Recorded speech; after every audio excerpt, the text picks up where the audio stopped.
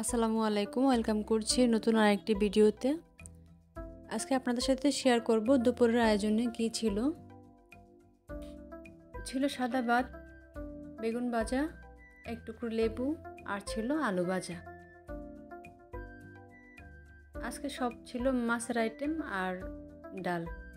এটা হচ্ছে দো পেঁয়াজা, বাটা মাছ আর ছিল ইলিশ মাছ ভুনা, তারপর ছিল রুই মাছ ভুনা আর ছিল পাবদা মাছ ভুনা। ভুনা তরকারির সাথে কিন্তু ডাল হলে খুব ভালো হয়, তাই মসুর ডাল রান্না করেছি, একটু পাতলা করে করেছি।